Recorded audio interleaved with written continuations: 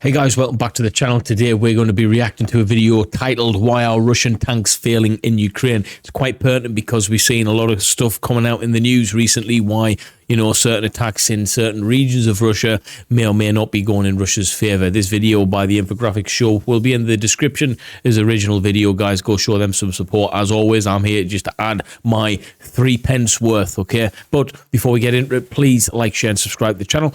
Drop us a message on the comments section, and if you want to support us further on Patreon, then please do so, guys. But let's get straight into this one. Why are Russian tanks failing in Ukraine? Looking forward to this. It's the beginning of October 2022. A young American man is doing something spectacularly unusual. He is actually reading a newspaper.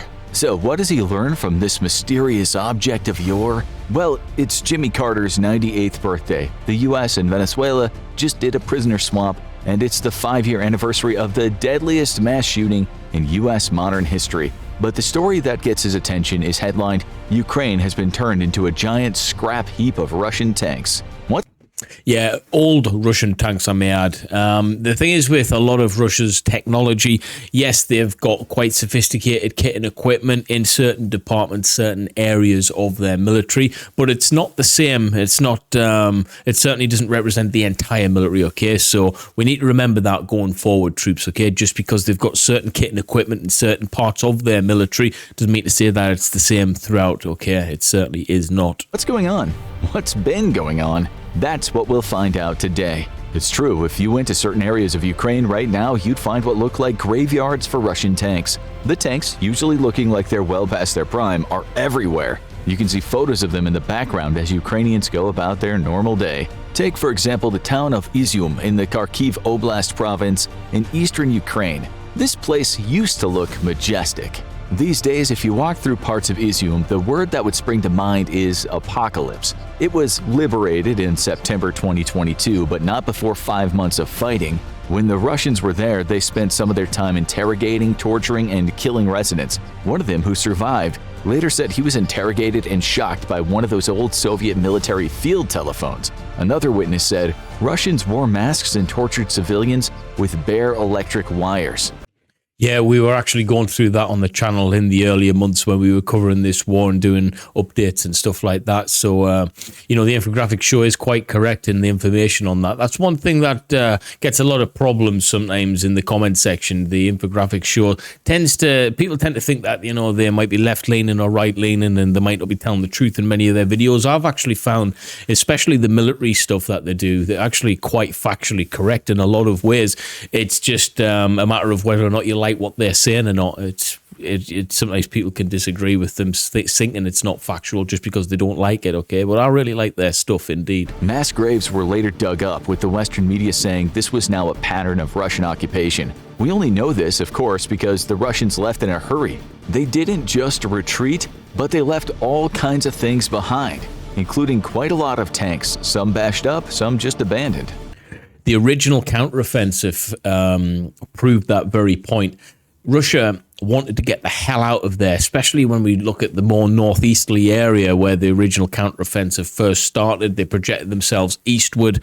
They really did leave loads of hardware, okay?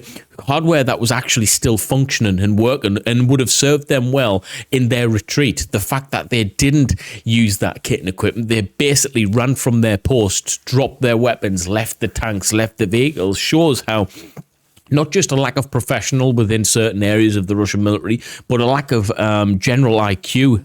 You know what I mean? When you think about generic IQ, baseline, if I need to evacuate to a certain point 200 miles eastward or 50 miles eastward, it would probably make sense to do that in a vehicle, right? Instead of just running through the woods without a weapon system. It doesn't make any logical sense to get rid of your weapon system or your vehicle when you're trying to retreat. And that's actually what a lot of the soldiers did. They deserted their positions and got the hell out of there, not really thinking. A rabbit in the headlights comes to mind. The Washington Post wrote, Ukrainian troops have documented war machines in various states, from combat-ready tanks to vehicles in need of repair. In some cases, Ukrainian forces have obliterated Russian weapons, leaving smoldering vehicles to be discovered by the advancing forces. In one of the videos, you can actually hear a Ukrainian talking about the Russian tanks as if they were the bounty of school kids' stolen candy. One of the soldiers says, "You and I get a tank. We all get a tank each." this was just one town. If you were to visit the town of Liman in the Donbas region, you'd see something similar. You'd find tanks all over the place, some of which have been damaged, but some that were abandoned in decent shape. What a gift that is to the... We've literally just said that, haven't we? Some of the kit and equipment that they left were in decent shape. It's never really been seen on a battlefield before. Maybe as you could say in Iraq when, America and Britain invaded and, pushed on through and the white flags were thrown. And whether you agree with it or not, the Iraqis didn't really put up that much of a fight in some of the areas there. They just literally put the white flag up and left loads of their kit as well. That's something that maybe comes close, but, you've got to understand Iraq wasn't the invading force. They were being invaded, and Russia is the invading force, and they're the ones abandoning their kit and equipment. You couldn't write this stuff, could you? Ukrainians. We'll come to the value of such tanks a bit later. One media report said the aftermath of the Russian retreat was a macabre scene. Bodies of Russian and Ukrainian soldiers were strewn all over the streets. A Ukrainian resident told the Ukrainian soldier, "The smell is unbearable. Stray dogs have already eaten 2 of them. When are you coming to pick up these dead bodies?" She might have also asked, "When are you going to take all those damn tanks away?" The retreat was described as embarrassing for Putin. Not only had the Russian army lost a lot of young men, but again, the Russians had lost a lot of very expensive machinery too. The Guardian wrote, "Video showed burned out vehicles, personal belongings, and dead soldiers strewn across a forest road. Ukrainian forces recovered at least 1 T-72 tank, which had suffered minor damage." This is the thing which always really, it really problemed me.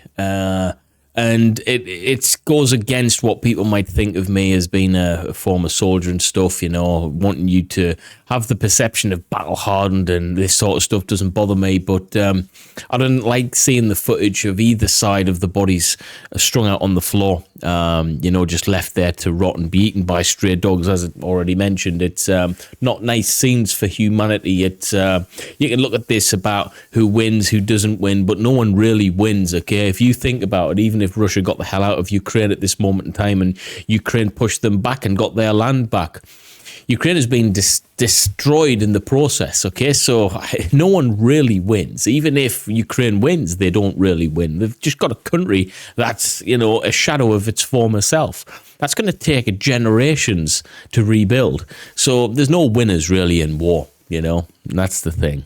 Carnage everywhere, dead people lying in the streets, families found dead in their cars, and a great big pileup of heavy-duty military weapons. You can read a news story similar to this relating to a number of places. Earlier in the year, news reports suggested that Russia was losing about 5 tanks daily. Then things got much worse for Russia when Ukraine began its counteroffensives in the east later in the year. The number of tank losses was then reported to be in the region of 10 tanks a day.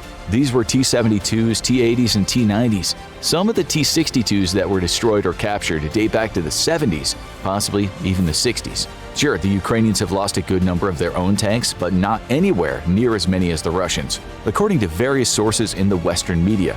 The Russian media, of course, might put a different spin on things. No doubt both sides don't mind tweaking the numbers, that's war. But these tanks are proof that Russia has done extremely badly in the tank department. 10 tanks a day adds up to a lot. In October, Forbes wrote that total tank losses for Russia stood at 1,392, with 801 of them destroyed and the others still being repairable. We found a report from a Ukrainian source that said the Russian tank losses were more like 2,573, although that story was published 2 weeks later. Yeah, it's a lot of tanks. We know Russia doesn't like to maintain their kit and equipment. We've seen various news articles, imagery, satellite imagery, drone imagery, you name it, all coming out of airfields of kit and equipment that have just been left there stranded for months and years, backdating many, many years, in some cases of unmaintained kit and equipment getting ready to be deployed across the Ukraine border. And a lot of the vehicles that had wheels on, for instance, hadn't even had air pumped into the tires for like 10, 20 years. The wheels had failed. The rubber on the wheel trims and stuff like that had all failed. It was a massive disaster when you look at it from a logistical point perspective. The fact that they didn't maintain their kit. When I was in the Royal Marines, we used to hate the maintenance of kit, but when we realised how pertinent and important it was to maintain that kit and equipment, you realise it matters at war, effectively, and that's where Russia let itself down massively. Reports stated that some of the abandoned tanks were in tip-top condition and still of service because Ukrainian ammo could be used with them. Some were burned and busted with Russian soldiers still inside them, usually 3 of them. 6% of all Russian casualties in the war have been tank crews, according to one analyst. Yeah, and the tank crews were, allegedly some of the tank crews were some of the Russia's most specialized infanteers, the mechanized infanteers who were in support of the tank crews, rather. Some of these guys were some of the best soldiers, all right, who were forming part of these tank crews and mechanized infanteers. It was, real problem for Russia when you think about you putting your best men out there in shit kit and equipment and getting destroyed in the process. It must be a horrible way to die, being burned alive in a metal box. But it seems it's not out of the realm of possibility for a Russian soldier. Bear that in mind as we go on with the show. According to the website Global Firepower, Russia has a stock of 12,420 tanks and 30,122 armored vehicles. These numbers are for 2022, although we aren't sure if Global Firepower keeps updating the website since there are daily losses. Still, about 10,000 of the Russian tanks are in storage. For the ones being used, as you know, some are old, but some of them are modern iterations of the very able T-90. Yeah, but we've just spoke about this. It's the maintenance of that kit that just isn't going to happen. Now, we must ask why so many Russian tanks are decorating parts of Ukraine. If you were to ask an analyst, they might tell you it's complicated. They'll tell you that it's more than Russian tanks being obsolete in the battlefield. Let us explain. According to experts watching the war unfold, Russia has lost 237 T-72B3 tanks and hundreds more other iterations of T-72s that date back decades. The country has lost in the region of 170 T-80s, which were around the 1970s and were last built in 2001. Right, so we're looking at 50-year-old bits of kit potentially, even the latest ones that were built like 20, 21-year-old. That's absolutely insane. You're gonna lose these things on a battlefield, especially a battlefield where Ukraine is getting supported by Western countries, giving them modern, up-to-date kit and equipment. It's proven that indirectly NATO is there for a reason, and that reason shouldn't be messed with because it works. It works really, really well. Works effectively as well. Against old kit. Bear in mind, Russia is a superpower allegedly. Yeah, that isn't really going to follow them around for much longer, I believe. So, yes, we have some pretty old tanks there, but there is more to the losses than many of the tanks perhaps not being modern enough for battle. The truth is, Russia has been using these tanks when they weren't needed, or they deployed them clumsily. A military analyst based in the UK explained, tanks are supposed to fight as part of combined formations, but in terms of how they've been tactically used, Russia hasn't done that effectively. The way Russia is, you're speaking about tactics, all right?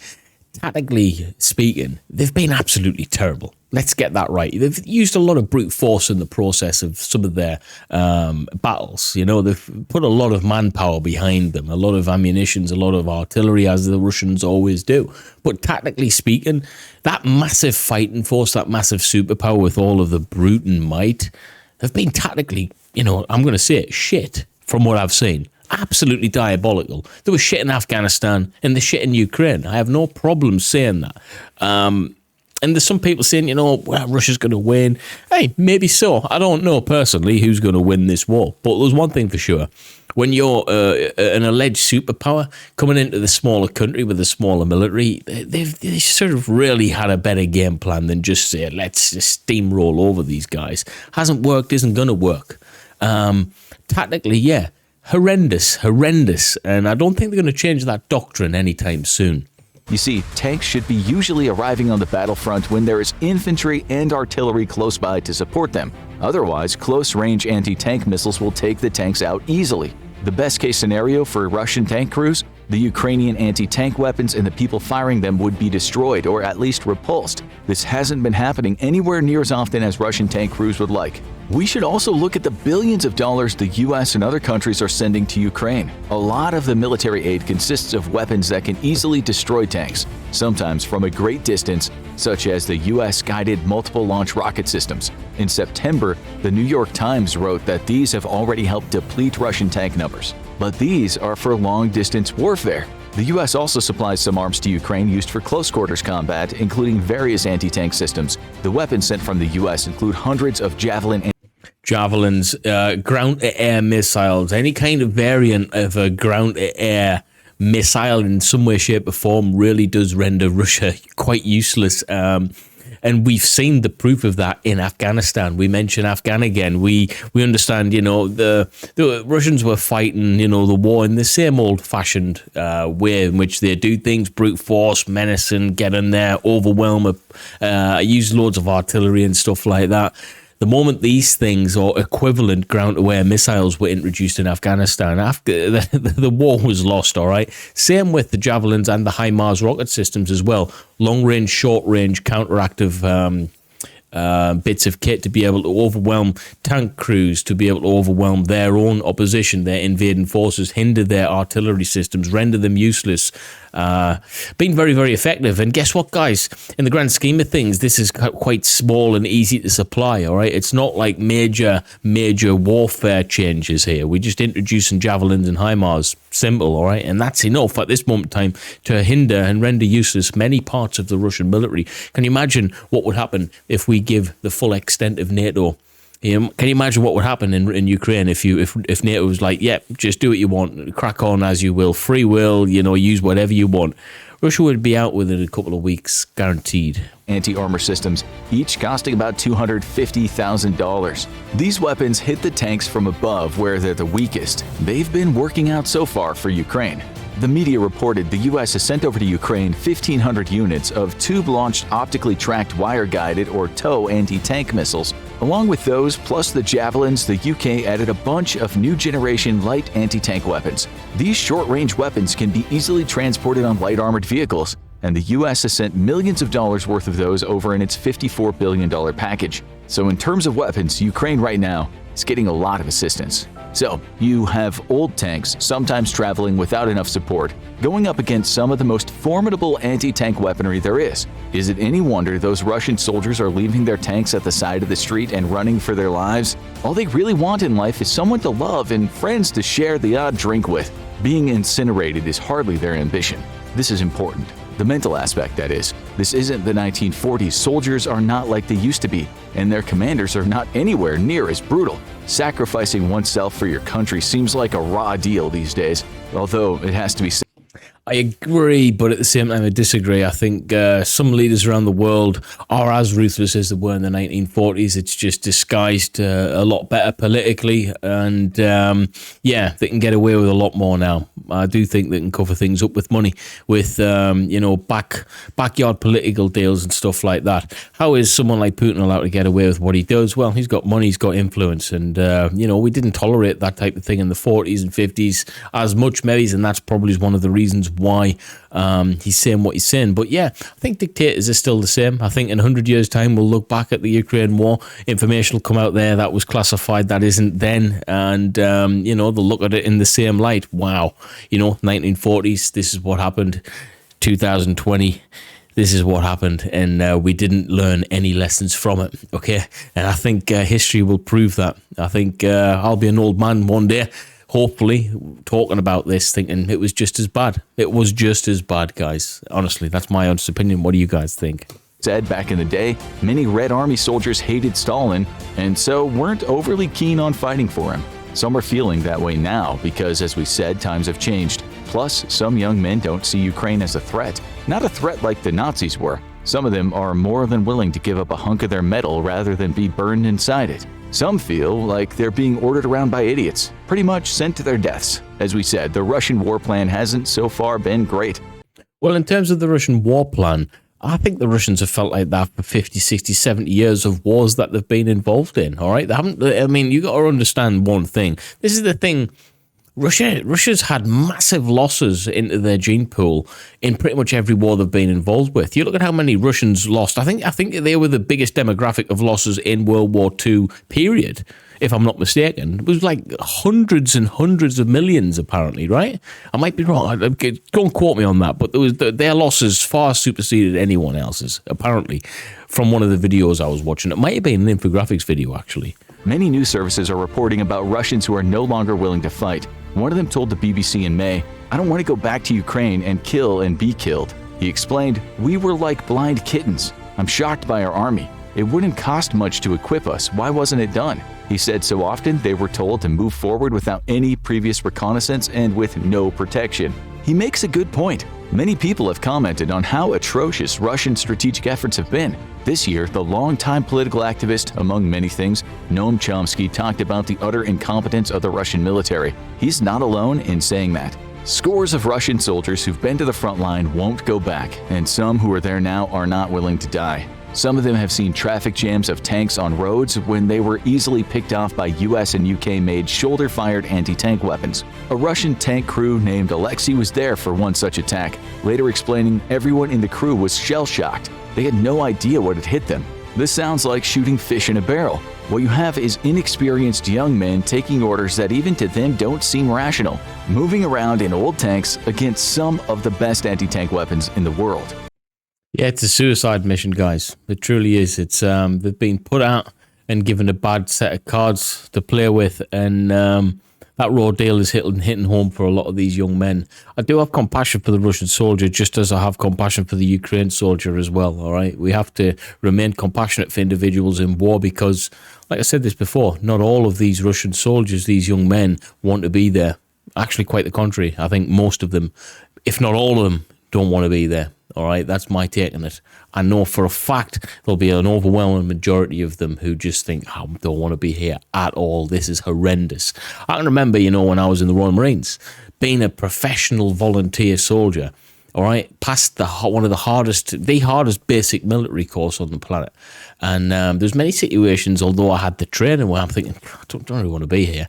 Okay, because there's a human element still. That professionalism keeps you on track most of the time. But when you have a few spare minutes to yourself, that's what you think.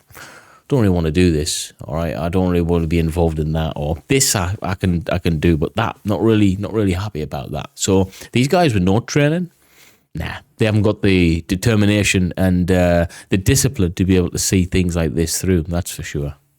It used to be that tanks were the best things for taking out tanks, but now these lightweight weapons seem to be able to do the job, and Ukraine is being sent them all the time. The Moscow Times wrote that some of the tanks that date back to the 60s have been fitted with makeshift cages on the tops. It's hardly what you'd call modern armor. The tank crews have also tried putting sandbags and pine logs on top of their tanks, but this won't help their chances of survival in any significant way. This is why some people say the tank age is over. They say tanks these days are just too vulnerable. Still, maybe this just applies to the old tanks. Even so, old and new tanks should be protected with explosive reactive armor, or ERA, which does what it sounds like it would do. There's also active armor, which can sense incoming missiles and intercept them before they get to the tank. Why can't Russian tanks employ these features to defend themselves against missiles then? By the look of the battlefield, you'd think these tanks would struggle to react to an incoming tortoise. Even so, Russia has been a world leader in tank technology and armor technology. So why are its tanks being taken out so easily?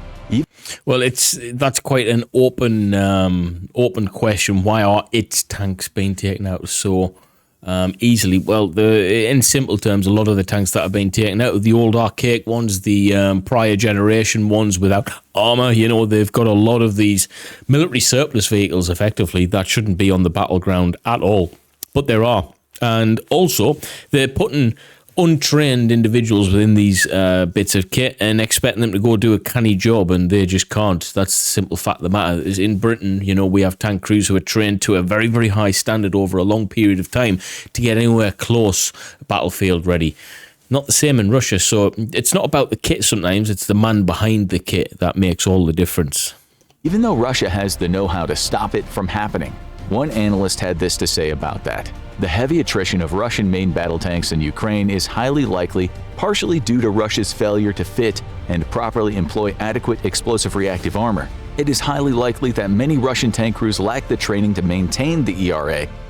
Just said the same thing, right? Leading to either poor fitting of the explosive elements of it or being left off entirely. So, this is more a human failure than it is a hardware. You couldn't have said it better myself. In fact, I did say it better myself, guys, honestly. Failure, but it's more likely a bit of both. It might be down to money. Can Russia afford to protect its tanks the way they should be protected? Half the world is helping Ukraine in this war, and almost no one is helping Russia. Over $100 billion has been sent to aid Ukraine in total. The amount of weapons in those aid packages is staggering. Way too many to list here. But be assured, the Western arms industry and its shareholders are having around-the-clock parties with by-the-minute champagne toasts, just as Russian soldiers are being cooked alive by their weapons because no country is sending aid to Russia. But there's more. If you look at the video footage of Russian tanks being blown up, or if you take a close look at the dumped tanks, many of them have ERAs. Some don't, but that's probably because Ukrainians had already stripped them down. What does this mean? Well, firstly, there are various types of an ERA. Some are better than others. Also, ERA will help, but a strike can still be catastrophic. A missile can still lead to a deadly pop-top, which means the turret is blown off. The sad fact is, for Russian soldiers, their armor is less effective than it should be. We actually seen the pops of these things falling off. It's not a joke when you're saying a pop top. Literally the tops of the Russian tanks were literally popping off when they were being hit by certain missiles. The armor, you've got to understand one thing, guys, and I didn't really truly understand how armor worked until I went into the military. In my naivety, I thought armor is going to stop you from getting killed every single time. It doesn't, okay? And it's there as a preventive measure. It's a defense layer. All right, a layer of defense. It's like any security in some way, shape, or form.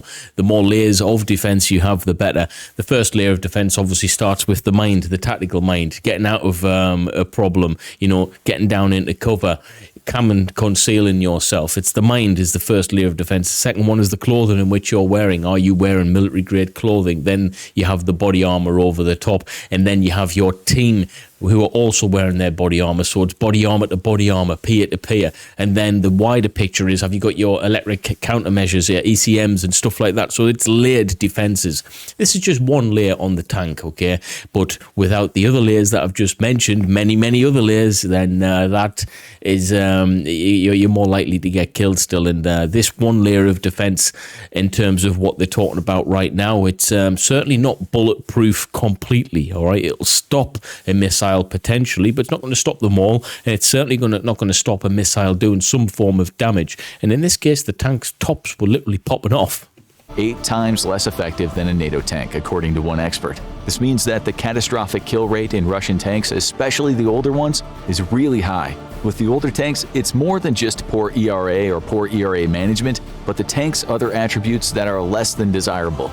But as we said, it's more than just hardware. If you ask any analyst right now who knows this war inside and out, they'll also tell you that crappy tactics and appalling morale among troops count for a lot when it comes to that deathly landscape of fallen tanks in Ukraine. As for substandard tactics, Russian tanks often do a follow-the-leader movement, and that has been leading to bunch-ups, the fish in a barrel formation. We made that formation up, of course, but you know what we mean. On top of that, as we said, you have lackluster coordination with infantry and artillery, which is just asking for trouble. Russia has done this time and again. Their tanks have been huddled up, left out in the open like blind mice among well-armed pigeons, and the majority of time they haven't even had the slightest bit of camouflage.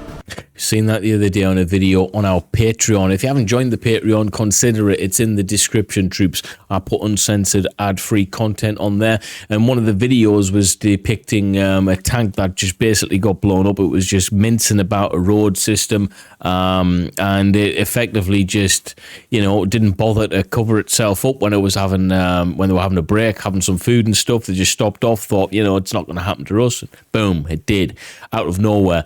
The complacency levels in Russia is quite high at this moment in time, and it's at a time when it shouldn't really, So effectively, I think the main reason why Russian tanks are failing in Ukraine is, 1, old school kit, 2, the people behind the kit are not well apt and tactically aware to be able to use those kit and equipment.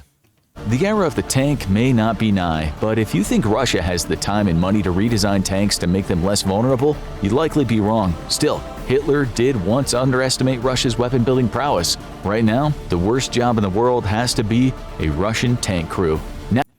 Well, can't really disagree with that. I think they're going to struggle to put manpower with the Russian tank crews. If you've watched it this far, you enjoyed my take on it, then please consider smashing the like button, help me out, subscribe if you haven't done so, join the Patreon, follow us on Instagram, do loads of stuff like that, all right? Bit of admin for me would help. But yeah, really trying to push the Patreon at this moment in time, because it's dawned on me, it's one hell of a bit of kit, something that I can utilize. It's something that allows me a little bit more freedom in terms of content, and it's a bit of a safety net as well, okay? So please please join Patreon. Link is in the description, and I'll welcome you there.